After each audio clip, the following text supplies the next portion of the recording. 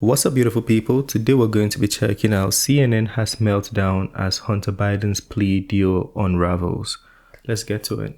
Hunter, what are we going to do with you?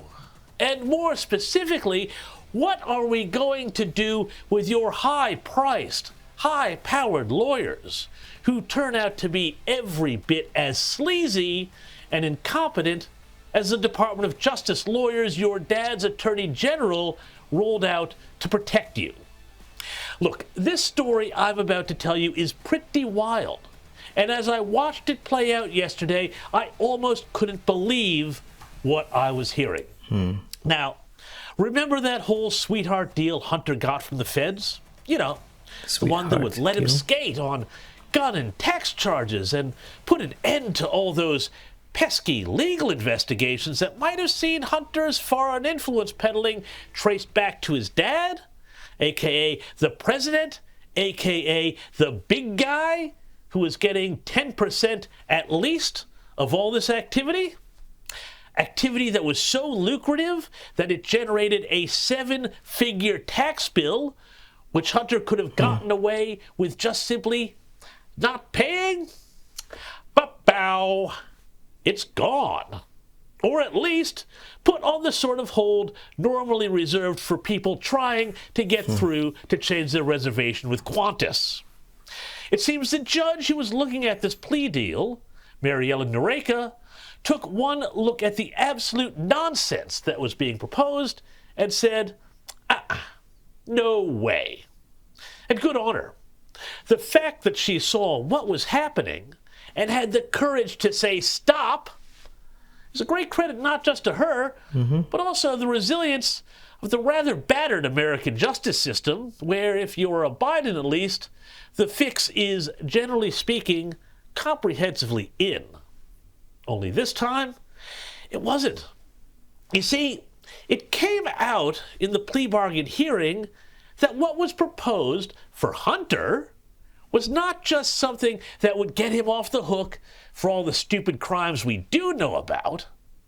The deal was also going to protect him from any investigation ever into anything he'd ever done in the past. Oh, I thought in case they unravel anything in the future, can that help as well? In perpetuity. Now, an analysis of the transcripts, sadly cameras were not allowed in the courtroom, of the hearing reveals that Hunter's lawyers essentially tried to bury the immunity clause that he was being offered, which had been negotiated with the Department of Justice. And I put that word in quotes. This was done to keep Judge Noreika from getting wise to the deal. Not only that, they had worded this immunity clause in such a way that the judge would be powerless to reject it. Well, guess what? She was too clever for them, and she did. She blew the whole thing up, and Hunter Biden's plea deal is now suspended until everyone goes back to the drawing board. Going through the transcript of the hearing, it turns out what Hunter's lawyers and the Department of Justice tried on here was absolutely incredible. The judge asked the prosecutor not once but 5 times if there was any precedent for this sweetest of sweetheart deals that was so sugary that if it was a snack food, it would be endorsed by Lizzo. Come on, man. Why did you have to drag her into this? Would be endorsed by Lizzo. She said she had never seen a deal with this sort of, quote, not to prosecute, lifetime get-out-of-jail-free clause in it. And she even questioned its constitutionality. But guess what? There's actually more to this. And I mean, this shows how absolutely sleazy Team Biden is. According to the judge, someone, apparently from Hunter's legal team, called up the court and pretended to be someone else, asking that a friend of the court brief, an amicus brief as they're known, that had more damning information on Hunter, be pulled from the file on spurious grounds that it contained confidential information. That lawyer and her firm are now facing the possibility of legal sanctions. Quote, "It appears that the caller misrepresented her identity and who she worked for in an attempt to improperly convince the clerk's office to remove the amicus materials from the docket," Nareka said. Yikes. But look, gotta say, does any of this really surprise you? I mean, come on.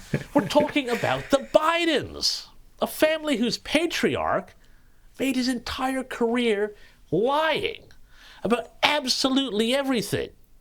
From his law school career, to his claims to have been descended from coal miners, to God knows what else. Frankly, Corn Pop is more trustworthy. Remember that guy? Whatever happened to him? But the thing is, though, if people keep saying Biden is lying, he's this, he's that, and they're bringing all this history from way back, what happened before electing him as president? Why wasn't this discovered before then? Because now it doesn't look good on you, because he's representing you now, so it doesn't look good. Just saying. And speaking of lies, that's if here's he did the Biden back in things he's accused 2020 of. talking about his son's legal trouble.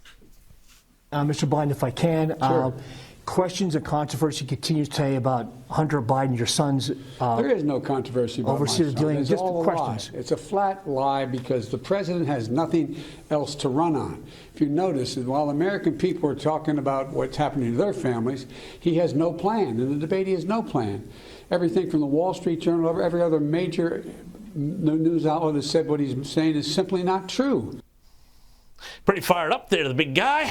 And naturally, the Democrats and their handmaidens in the press are having a harder time coping. CNN had an absolute meltdown over all this, asking, what just happened? Someone made a bad mistake here. Am I wrong looking at this, saying that these someone, whether it be Hunter Biden's defense or prosecutors here, how could there does be this fall such a apart? big miscommunication? I cannot even begin to explain how the Justice Department walks into that courtroom without knowing exactly what the scope of immunity or coverage is for Hunter Biden. Oh, But this is crazy though. So the media, they just take sides politically. They have some media for Democrats and they have some media for Republicans. Like, how does it work? Because if something is wrong, it's wrong. Whether you're Republican or you're Democrats, like, how do you sit and just... Anyways, that's why people don't watch the news anymore or the mainstream media anymore. People don't watch all these things. Most people in my comment section, they are telling me, oh, I've been watching Daily Wire now. Some people are saying I'm watching, what is it called? Redacted TV. Some people are watching Valuetainment now. People are not watching all these things because how do you pick a side? You're supposed to be the media, the news channel, the journalists to share fairness. So when people hear you, they trust you. But you're picking a side. I'm not saying that. I don't know if what they're talking about is true or false, but if it is, then it's bad. Basically, that's what I'm saying. Hopefully it's not. Anyways, let me know your thoughts on that video. And feel free to share, correct, educate me, add to what I've said, and basically talk to me. Anything you have to say, feel free to say it to us in the comment section. That being said, is the end of this one. Smash the like button, subscribe, and I'll see you on the next video. Have a very wonderful day. Peace. I made this bet on my own, bet on my own.